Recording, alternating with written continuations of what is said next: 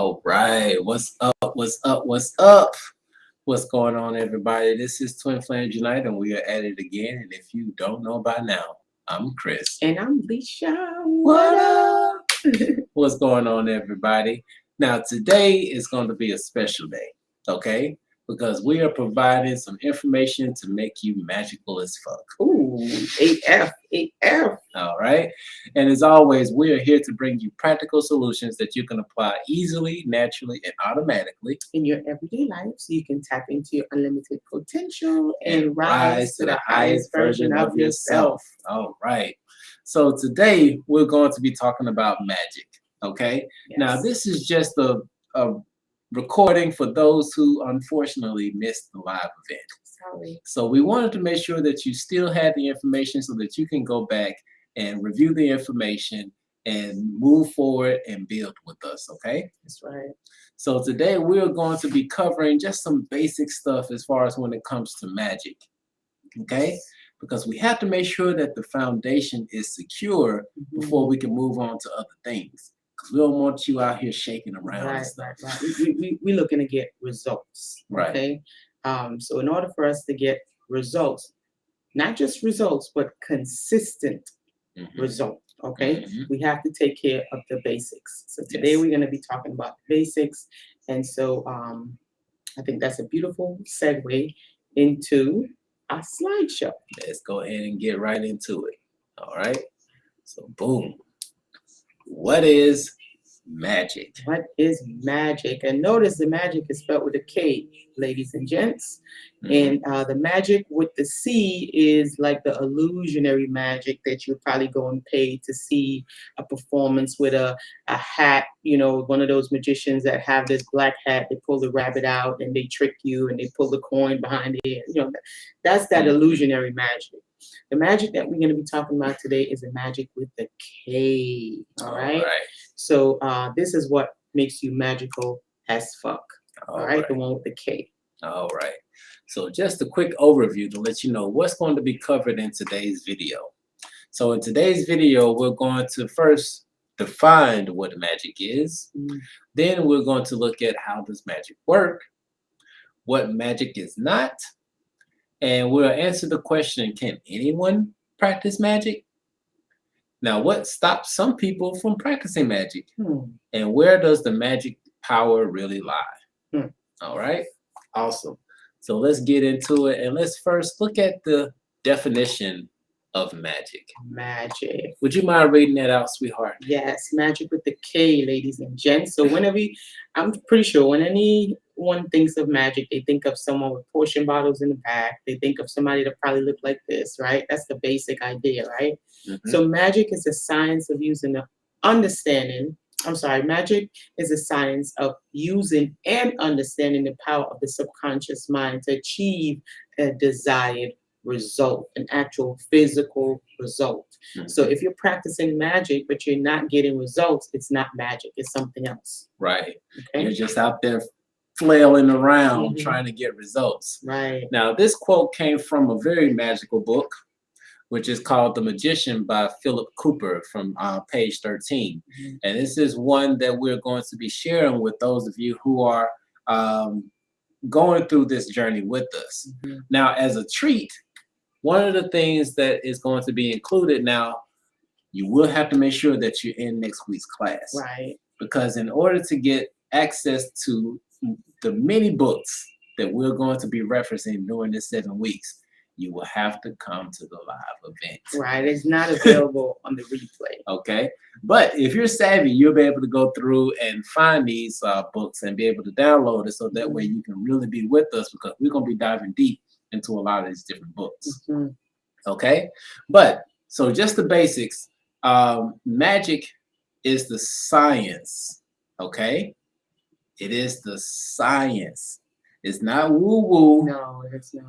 And as you will see further along in these slides, we're actually going to couple some scientific information to show you how and why magic really works. Exactly. Okay, well, let's go ahead and let's move right back into it and go on to the next slide, which is how does magic work? Okay, so boom. How does magic work? Well, it includes will. Let me just read from the slide. Let me stop messing around. Okay. Will thought produces results, physical results. It is the thoughts use power to create. Okay. So just like this young lady who is on the steps working out so that she can have her ideal body, she had a will thought to shape her body into her desired shape. And so she's out there getting results. That's right. Okay. And magic comes in three parts. Well, actually, there are three parts that really help in manifesting your magic and making it real and getting physical results. And that is the subconscious mind, the conscious mind, and your will. Okay. So those are going to be our major parts as far as getting magic to work. And you may be thinking like, hold on, you said that this was magic. That is magic. You said that this is magic. You talking about, hold on, my subconscious and my conscious and my will together makes magic? Yeah. Yes. And towards the end, we're going to show you how this is possible. I'm just going to use one word, and it's just going to sum everything up. It's going to bring it home, okay? All right, so we're going to talk about the subconscious mind, guys. Oh, I thought you were going to say the one word. At the end. Oh, at the man, I ain't paying attention. Let me go ahead. Okay. So, let's go into the subconscious. All right. So what part does the subconscious play in this? Now, the subconscious mind is the powerhouse, guys. This is the actual meat and potatoes, all right? It creates around us. It creates right. It creates around us all that it believes to be true, according to the instructions we give it. It does not reason. It just accepts instructions that are believed to be in your best interest. So that is just how the subconscious works. And this is why sometimes you try to do magic and you don't get any results because of what is in the oven. What is baking in the oven? If you put in the ingredients, okay, for banana bread, you're not going to get a pound cake. Nope. You're never going to get a pound cake. Okay, so what we're doing today is that we are making sure that we have all the ingredients for the pound cake so that you can receive that finished product, which is the pound cake. There you go. That's pretty much what we're doing today. All right. So just know that that's the reason why you get what you've been getting. Is that because whatever those instructions are in the subconscious, it creates your reality. Exactly. Not the conscious, okay? It's just a gatekeeper. We're going to get into that right now. Yes. And actually, let's go ahead and get into it right now. Okay. So consciousness and will. Now, these two come together. All right. Now, before the subconscious mind can change its behaviors, it must be convinced that new instructions are valid. Okay. We're going to talk about what those new instructions are in a moment. This is where the will and the conscious mind come into play. The will has to get past the conscious mind. For the conscious mind, and the conscious mind needs validation before it will pass the instructions on to the subconscious.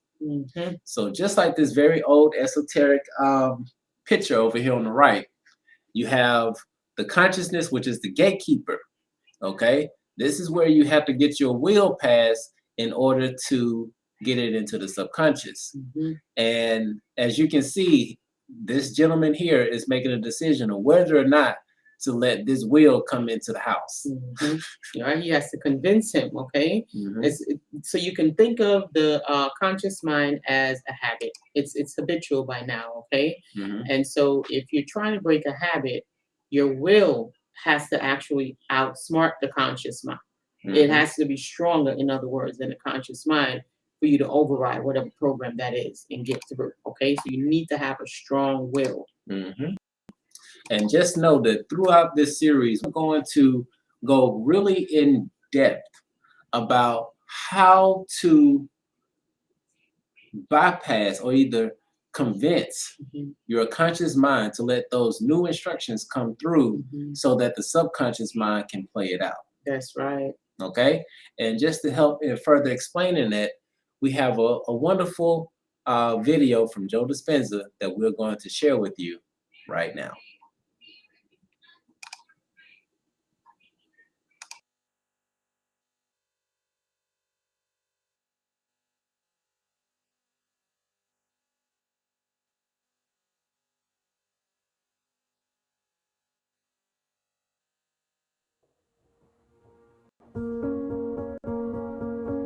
When I started on this journey and What the Bleep came around, and that became an overnight sensation, and I was doing all the Bleep conferences, people ask me the same question. And I pay attention to questions because that's what's the real dialogue. They would say, okay, your thoughts create your reality. Okay, how do you do it? I thought that was a great question, because this is a time in history right now. 15 years ago, it was philosophy. Ooh, quantum physics. Now everybody's informed. Now people. This is a time in history where it's not enough to know. This is a time in history to know how. It's to know how to do it. And if you give them that sound scientific information, I now know, if I can speak it in a way that nothing is left to conjecture, nothing is left to superstition, nothing is left to dogma. They know exactly what they're doing. Why? And the moment you know the what and the why, the how starts to get easier. So I will deliver concepts, ideas, different forms of science to create a model of understanding. And I now know that that person, as I develop this model of understanding, can explain that model to someone else. They're wiring it in their brain. They're installing the hardware. If they can't explain it, it's not wired in their brain, and they're not going to believe that they can do it. So if they can turn the person next to them between the two of them and build a model of understanding, they're making their brain fire in new sequences, new patterns, and new combinations. They're changing their mind. Mind is the brain. If I keep reminding them of what they're learning, nerve cells that fire together wire together. They're installing the circuitry. Now, the next step is to provide the environment and give them the proper instruction to get their behaviors to match intentions, to get their actions equal to their thoughts, to get their mind and body working together. If they do, they're going to run into a new experience. Now, the thing about the experience is learning is making new connections. That's what learning is. Research shows that if you pay attention, learn something new, and you repeat it just for an hour, you're going to double the number of connections in your brain. That's a lot, 1,600 to the 3,200 connections. That's a lot of extra connections. But if you don't review it, if you don't think about it, if you don't repeat it, those circuits prune apart within hours, days. So if learning is making new connections, then remembering is maintaining and sustaining those connections. You got to review it. It's so much easier to forget than remember when it comes to this stuff, and it's a constant process. So then, if they can get their behaviors to match their intentions, and they know experience enriches the philosophical circuits in the brain. But when those neurons string into place, the brain makes a chemical. The chemical is called a feeling or an emotion. And when you start feeling unlimited, when you start feeling worthy, when you are having an experience that causes you to be more in love with life, it is that chemical release from the limbic brain that teaches your body chemically to understand what your mind is intellectually understood. So if knowledge is for the mind, experience is for the body, and in that moment the person's embodying the truth of that philosophy, and now acting and instructing new genes from the experience, because the chemistry that's coming from the environment is information. And so genes make proteins, and all of a sudden they start wearing a different body.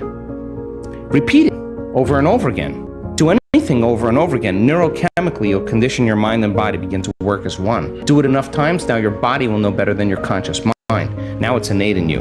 Now it's second nature. Now it's simple. Now you know that you know. You may not know how you do it. You don't know how, but you can do it because it's subconscious now. So now that implicit memory, now you're mastering that knowledge. You're mastering the philosophy. You're becoming the knowledge. You're embodying it so much so that it's automatic, it's effortless, it's easy. So when we started looking at people's ability to regulate their brainwaves, we just published a paper, just got released yesterday. Our students in our community can do it in 4 seconds, 5 seconds, 9 seconds, 11 seconds. It's not like, hey, I'm getting to the divine ahead of you. It's just like they've done it so many times, like it's like driving a stick shift. It's not a difficult thing, but they practiced. And they came up against their blocks, against their limitations. They came up against their frustrations, they came up against their analytical mind, and I want them to in a week-long event, because if not now, when? Now is the new later, and let's do it now, right? Yes. So then what we learned when we started studying brains, well, we were doing pre and post measurements, and we've got thousands and thousands of brain scans. We have real-time brain scans too, and when I seen people whose brains were getting worse during a meditation, I said to them, what are you doing there? And 100% of the time, they were analyzing their life or themselves within some disturbing emotion. And if emotions are the record of the past, and those emotions are derived from the hormones of stress, they were thinking in the past. And I learned in a moment that if I got a person past the emotion, cross the river of change with me, forget about the emotions, keep overcoming it, forget about the past, dragging people out of their past is the work. And so when we started studying those brains and we started seeing changes pre and post measurements, I realized the change wasn't just in their mind, it was actually in their brain. And that we were measuring different compartments of the brain, and when we're living in stress and we're living survival, when the brain is aroused into those high beta brainwave patterns, and we're out of balance, and we're trying to predict and control everything in our life, and we're shifting our attention from one to another person, to another problem, to another thing, to another condition. Every person, every object, every place has a neurological network in your brain. So as the person was aroused by the hormones of stress like a lightning storm in the clouds, their brain was firing very incoherently. Different compartments were out of sync with other compartments of the brain. And if your brain is incoherent, you're incoherent. And if your brain isn't working right, you're not working right. So if it requires a clear and an elevated emotion to begin to change reality, and you have an incoherent brain, what kind of signal are you sending out into the field? Pretty static. In fact, better way to say it is you have no Wi-Fi signal. You have no, you're separate. And the hormones of stress create separation. And when you're sitting in a staff meeting and you're looking at that person and you just want to punch them in the head, or you want to throttle them in some reason, or you're angry on traffic and you're turning on those hormones, you're stepping on the gas. But at the same time, you can't fight, you can't run, you can't hide, you're stepping on the brake. You step on the gas and the brake at the same time, your heart starts beating incoherently, and energy leaves the brain and heart. We've seen this so many times. So then, if the thought is the electrical charge in the quantum field, and the feeling is the magnetic charge, and how you think and how you feel creates your state of being, then we got to get energy right into this center right here. Because if you're going to believe in that future that you're imagining with all of your heart, it better be open and activated. And we got to teach people how to create heart coherence. And we have beautiful imagery to show that when a person's heart is coherent, like taking a big sheet and just flushing it, just whipping it like that, that wave that's created, the heart begins to send profound waves of energy into the brain, and the brain goes into a creative state. So the heart is the creative center. And our heart begins to drive our brain into more alpha patterns, more creative patterns. At the same time, when the heart gets coherent, it's producing an ambient magnetic field up to 3 wide. Now you're more wave, less particle, more energy, less matter. You're emitting a coherent signature. Now, energy is frequency, and that frequency carries information. So when energy begins to activate the heart, and you're giving thanks for the event before it's happened, your body's so objective, it's believing that it's happening to you, because what is the emotional signature of gratitude? When you get something favorable, you receive something favorable, something's happened to you that you like, something's happening to you, say, thank you. The feeling of gratitude, the emotional signature, means it's happening to you, it's already happened. So it is the ultimate of receivership.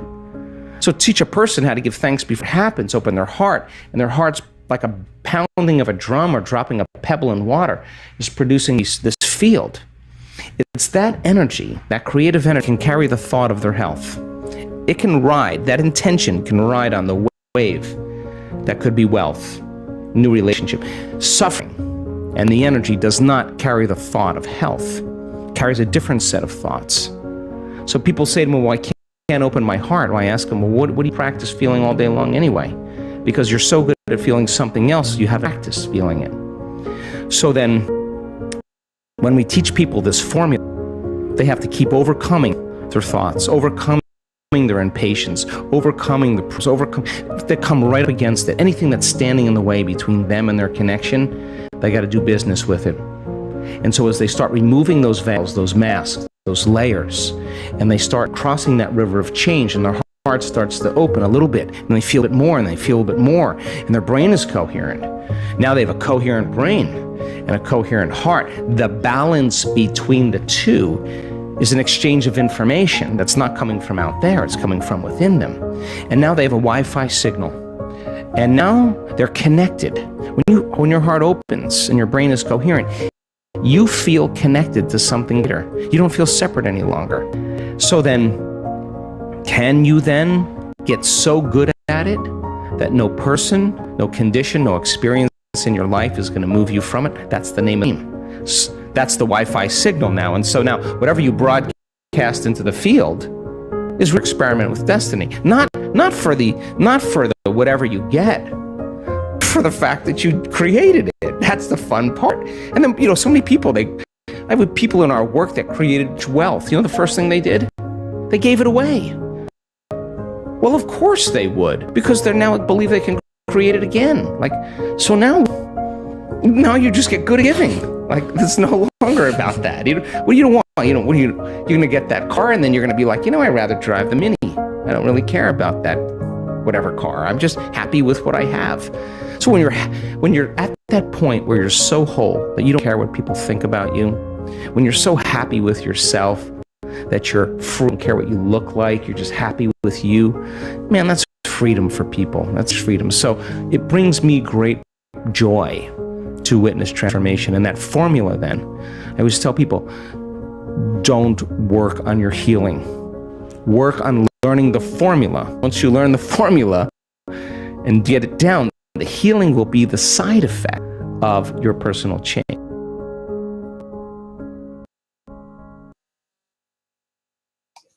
Right. Yeah. So as you can see, just based off of what we were talking about previously, which was that when your consciousness and your will gets together, you can start to reprogram some things in your subconscious, because right now there are some things that are just hardwired in your subconscious, and that's why you keep getting what you're getting, because that information that's in your subconscious is going to give you more of what you've already experienced. Exactly. Okay? Now, for those of you who are tech savvy, right? Actually, let me back up a little bit here. Okay? Just giving a little sneak peek into next week's video, or next week's class that we're going to go into, which is that we're going to be diving a little bit deeper into the book that Joe Dispenza put out, which is pretty much creating a new you. All right. And once again, for those of you who are watching this on the replay, if you want to get access to the link that we share with everybody else in the class, you can join the webinar for next week, and that way you'll be able to get access to the webinar and you get access to the link so that you can get all the other books. Right. Okay. So we're just going to share this for you real quick so that you all can see, and you'll be able to find this out for you can. Okay. Come on, screen. It's doing everything other than what I wanted it to do. Okay, let's try this again because it's not showing. I hate when it does that. Give me just a second, y'all. Boom, there we go. All right. So this is one of the books that if you can, if you're pretty tech savvy, you can go through, find this book, because we're going to be going real deep into this book next week, because this is a part of you really becoming magical. Because once you break the habit of being yourself, because once again, you wouldn't be here in this class right now, you wouldn't be here right now watching this video if everything was going the way that you wanted it to go. Right. Okay. And so with that being said, and us included, we had to go through and stop being our old self. Right. To actually get some tangible results. And right now we're seeing a lot of results and we're living pretty deliciously. And I like saying that. I just like saying that we live deliciously. So because we do. I mean, we really do. Mhm. Just one of our manifestations just came to pass. I mean, yes, big manifestation, right? big. Talking about And some real results. some real actual results, hardcore results. Mhm. It's a beautiful thing. Hold on. All right. I'm just getting this back on here. So give me just a second, y'all. Boom. All right. So yeah. Definitely join us on the next week's class where we're going to be diving into that a whole lot deeper, but we still got more to cover in regards to this magical stuff. Right. Because now we're going to talk about what magic is not. And this is pretty important to get this out of the way, right? Because sometimes we can confuse these things. So we want to make note of this, okay? Yes. All right. So what is magic not, sweetheart? Okay, magic. It is not dressing up like a wizard with a big old staff and having a bed and all this stuff, right? Whatever. Incantations, collecting grades or titles, covenant this and high priestess this and all these names, path working, even meditation. Okay, that is not magic. But what are these things, baby? These things are actually tools. That's right. Okay, these are tools that will help you in your manifestation. These are tools that will help you with your imagination to get you into an altered state to where you can really get your heart and your brain in coherent, where you can get your heart and your brain in sync. There you go. And that way, when your heart and your brain is in sync, then you can send the signal out to the universe or out to, let's actually give it the actual proper name. Let me come out of this. When your heart and your brain are in sync, then you now send a signal out to the etheric field.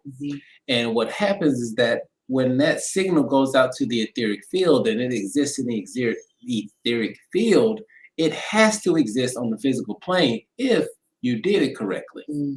And that actually goes into the next part, which is, I'm jumping ahead, but I'm gonna pump my brakes for a second because, but just to know, when you send the signal out to the etheric field, it has to exist on the physical plane if you did it correctly. That's right. Okay, but let's go into the next part, which is answering the question, who can practice magic? Is it only for a select few? Let's see. Is it just for Pastor and Stop, and Sister Shirley? Like, I mean, who could do it? Anybody, everybody, anyone can practice magic. That's right. Okay, and as you can see, it doesn't matter what your skin suit looks like. If you want to practice magic, you can practice magic. You can. Okay, but with that being said, sweetheart, why don't most people practice magic? People or either get results. People practice magic all the time. Okay, we practice magic on a daily basis. Okay, there's a difference. Most people that practice magic, they don't know that they're practicing magic. And therefore, if your life is not going the way that you want it to go, it's because you're not practicing magic on purpose. So it is better to really practice on purpose instead of by accident. Going and putting in an application for a job, that is magic. You're willing something that is not here for it to be here. Right. Doesn't matter if you have 16 candles outside and a chicken leg somewhere and then you shaking some stones, whatever. Okay, you're still willing something from the etheric realm and you're creating it there and you're bringing it here. It's the same thing. So if you're able to get yourself in alignment, right, and get your antennas to work and increase your willpower and purposefully send that signal, then you're doing magic on purpose and you will actually have physical results. Yes. All right. So that's what we're looking for. We're looking for physical results. Yes. In the physical world. All right. So let's take a look at what are some things that are hindering people's magic from not working. Oh yeah, we got them right here lined up. All right. So let's just take a look at this little beam here. Y'all know this beam. Y'all love it. Okay. So as you can see here, he said, just failed the magic trick, huh? Just pretend I'm not here. That is not how it works. We can still see you. We still see you failed that magic. We still see you didn't get that job you wanted. Right. We still see that you didn't manifest that whole moon ritual that you did. Right. It's like, what happened? And then you say magic don't work. Right. Magic does work. yes. But here are some things that stop magic from working, or so that you actually don't see the results. And that is superstitions, dogmas, and beliefs. Mm-hmm. But actually, when you really look at all three of these, they really boil down to one thing, which is beliefs. Mm-hmm. Okay? Because if we rewind a little bit and we think about what was said in the beginning, right? In the beginning, we talked about how magic is the science of understanding and using the subconscious mind to create results, physical results. Okay? And so if you have a superstition that, for one, that money is the root of all evil, Mm-hmm. and then you go and do a money ritual, or you go and apply for a loan, Mm-hmm. or you go to ask for a raise, Right. and you get denied. It's all linked to the same thing. It's energy. It's energy. Yes. Everything is energy. So if you're having a particular beef with a particular type of energy, Mm-hmm. you're repelling it automatically without even knowing it from Right. the subconscious mind. It's going to repel. Mm-hmm. All right. So you got to get everything into alignment. Yes. And in regards to dogma, you know, there's we see it so often. People want this ritual for this ritual for that. Mm-hmm. And when you think about dogma, we're talking about religious standards, right? Mm-hmm. And so if you are in the church and they tell you that, oh, practicing rituals and using crystals and things like that, that's of the devil. You can't use that. Mm-hmm. But then you know, like, man, I gotta get this rent paid. Let me go do this money spell. Right. But in the back of your head, you like, Mhm. hold on, but the church said that this stuff ain't gonna work. I Like, hope Sister Shirley don't find out. Lord, if Sister Shirley find out what I'm doing to ooh-wee. pay this rent. I got to tithe on Sunday. I'm a tithe once I get the money back. You know, it's a lot of confusion going on here, right? Right. And so you want to pay attention to when they put names and terminologies and things. You really want to look at the terminology, like this one, witchcraft, right? Oh, they're practicing witchcraft. Practice witchcraft all damn day. But you see, when you break the word down, just look at the word. It says witchcraft. Okay. Mm-hmm. What that means is, which craft are you going to use to attain the desired result that you're looking for? Mm-hmm. Are you going to leave it up to chance? Or are you going to take the power, the willpower that you have and will your life into existence? Mm-hmm. Which craft, okay? If you're good, which vehicle are you going to use to will your desire into this physical realm? That's all that it means. They put a lot of, and again, that's dogma, superstition, right? Belief, like the core beliefs that you were given when you came into this realm. Because you didn't make up the word witchcraft. I bet you didn't. Yeah. Because just think about this for a moment, right? If we were to take our vehicle right now, let's just say we got a Nissan Maxima, and we go and drive that Nissan Maxima in the 1930s. Ooh. Actually, not even that. Let's go back a little bit further. Let's go to the 17th century. We got a 2012 Nissan Maxima driving in the 17th century. They're going to call you a witch. They're going to tie you up someplace. Listen, think about it this way. Take your cell phone, your iPhone or whatever, your Android, right? And take that back. We can go to the 1900s. We don't even have to go to the 1800s. 1900s. Let's go back to the early 1900s. And you take your cell phone in that time. They're going to think you're capturing their soul in that thing. They're going to call you a witch. Oh, she's doing witchcraft. She just captured my soul. I'm frozen there, right? And they're going to think they're actually in there. Part of them is in there. So again, core beliefs, not really understanding. When people don't understand something, they fear it and they make up all kinds of names. And then there is a flip side. There is another set of people who know exactly what it is and they want to keep it for themselves.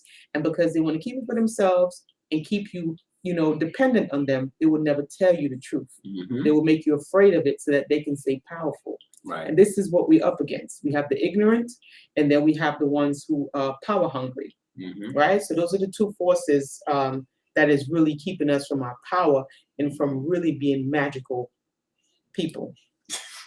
That's not what I wanted to say first time. But we're saying all that to say that whatever you believe is going. Actually, let's go ahead and go into the next slide because this just goes right into it, right? Mhm.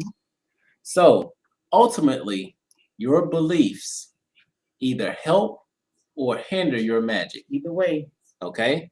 Because as children, we were presented with facts, whether they were true or untrue. To us, they were facts, Mhm. and that were accepted without question. And now that's the dangerous part. This is why we tell y'all, question everything, Yeah. okay? And as a result, our subconscious mind reinforces these beliefs until we change them, Exactly. okay? So once again, because we want you all to step into your full power and understand that you are magical as fuck, Mhm. okay? In order to really step into that power, we have to deal with these things. Because if what you are trying to achieve or what you are attempting to achieve, if there is anything in your body, in your vessel, in your mind, in your thoughts that are contradicting Right. what you want to do, there is a good possibility, like 99.9% of the time, Mhm. your magic is going to be blocked. Right. And if it does happen, it's probably an accident. Mm-hmm. Yes, yes, yes. All right. Now, to further prove that, because once again, we're going to give you all some science on this, and we're going back to Joe Dispenza. Mhm. And once again, if you really want to go deep into his book, definitely join us on next week because we're going to be diving deep, y'all. Yes. Okay? So let's get this other video pulled up so that you all can see what's going on, okay? Right. We're going to show you the science behind it, so it's not woo. A lot of times people think, this is another one of the belief things, they Mhm. think, oh, magic is woo. Magic is supported by science, okay? It is very, very supported by science. Mhm. And Joe Dispenza does a very good job of breaking it down where where spirituality and science really meets and it becomes whole. Because when you separate them, that's when it looks woo-woo. But when you Mhm. put them together, which they're supposed to be together, then you have the real understanding of how this works. Yep. So let's get it.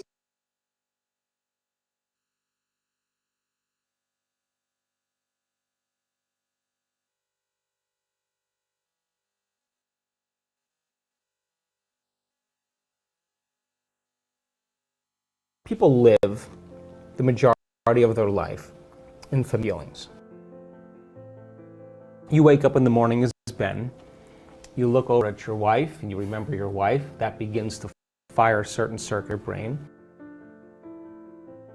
You have certain feelings for her based on past experiences. Then you lay in bed and you think about all the things you have to do and all the problems you have. And every one of those thoughts begins to produce a certain emotion, and you start to reaffirm your identity.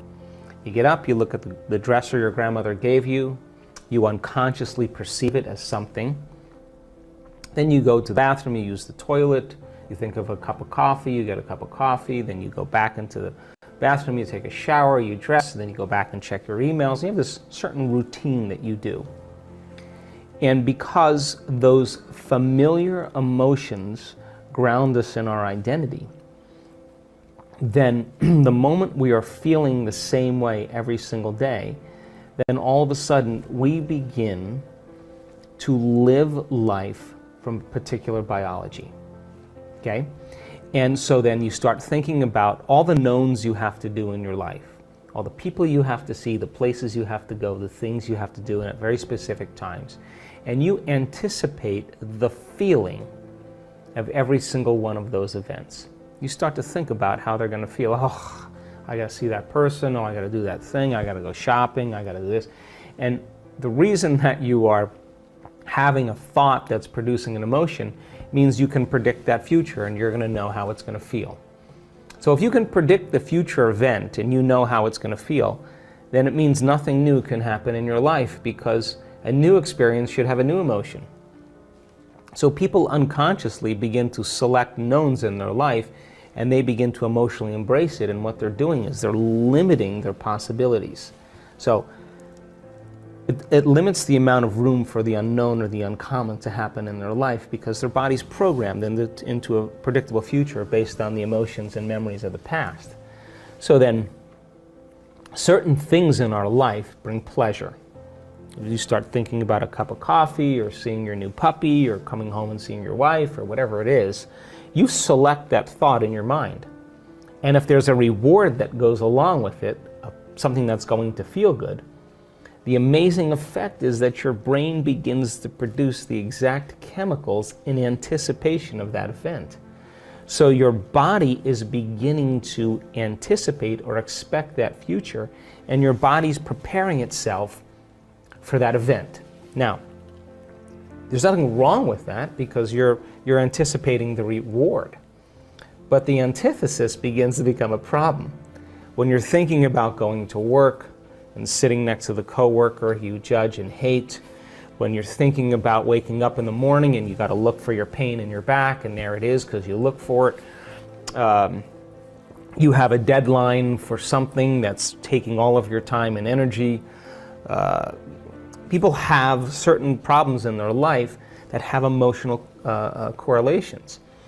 So then as they begin to look at those issues and things in their life based on the knowns, they begin to create the very emotions that keep them enslaved to the past experiences, and reality stays exactly the same. So if feelings and emotions are the end product of past experiences, and you can remember experiences better because you can remember how they feel, and those emotions are familiar, it tells us two things. Number one, nothing new is happening in your life. And number two, if you can't think greater than how you feel, or feelings have become the means of thinking, then you are literally thinking in the past. And your life is going to reflect that.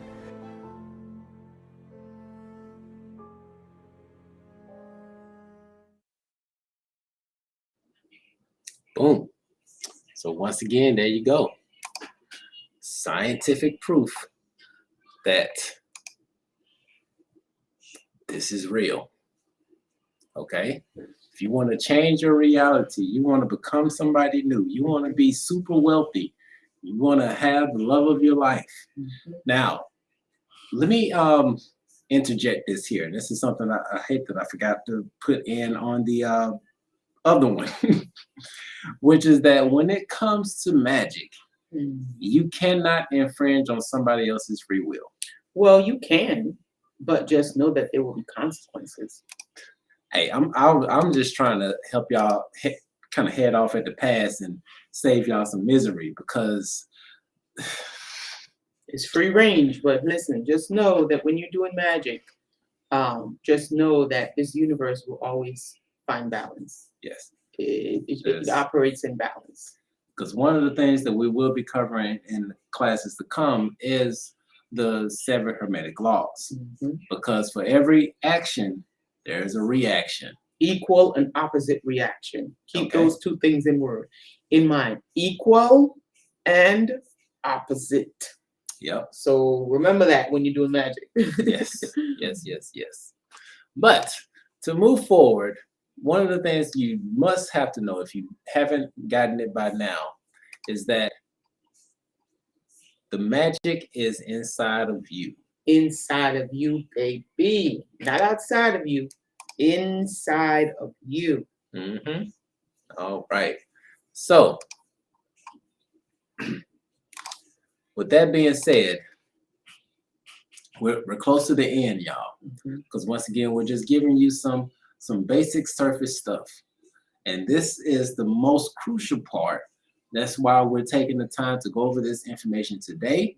And then on next week, we're going to be diving even more into recreating yourself so that you really become that super magnet that brings all of your wants and desires directly to you. Exactly. And we would have to let you know about the word that I told you about in the beginning, right? And it's a word that everyone knows, but everybody thinks that this word means something else, right?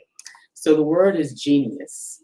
Okay, we're going to bring it up. We're going to show you the etymology of the word genius, right? So I'm pretty sure when you think of genius, you're thinking of somebody who's super intelligent, somebody who's super smart, somebody who probably studied all their life, and, you know, things of that nature. Wrong. As the word describes it here in etymology, right? Genius, you take a look at the meaning for yourself. Genius, okay? Mhm. It means attendant spirit present from one's birth. Not when you get older, not because you study a bunch of books, but at birth. It's an innate ability, okay, or inclination, which means it's something that you were born with. And as you get older, it gets better with time. All right? So, gene, DNA is in there. You came with it. You came here with your magic. Yep. You already arrived magical. This is not something that you, when you get older, you know, you were born with it. Yep. We're all born geniuses. All right? Yes. Well, unless you're a clone, but that's another video. That's a whole nother video. Don't even worry about it. Okay, don't worry about that part. We're all born geniuses. We have an innate ability that we were born with. The things that prevent us from really manifesting are those three things that we talked about, which is really just one when you think about it. The superstitions, the dogmas, and the core belief that we hold inside of our heart space or in our minds or whatever you want to call it, in the subconscious. Those core beliefs, that is what keeps us from being magical. We already have it within us. It's already in our DNA. Right. Okay? Yes. So just to reiterate, because we're right at the end, which is that true magic, free from superstition and false ideas, gets results. Right. And if you're not getting results, it's not magic. All right. And our whole goal is so that by the end of these series, you are able to produce results on a consistent basis. Yes. Okay. And that's pretty much it. Yeah. Other than that, once again, next week we are going to be talking about creating the new you. Okay. So we definitely want you to be in the building because we're going to go deep into this topic and reveal a lot of things that you may not have already known. Right. And if you have known it, we're going to spank you on your bottom and tell you to start applying some stuff. Exactly. It's all about the application, guys. You can learn, but you have to put the application in. You have to actually do the work. Okay? All right. So without further ado, we love y'all so much. And we'll see y'all next week. See you next week. Peace out.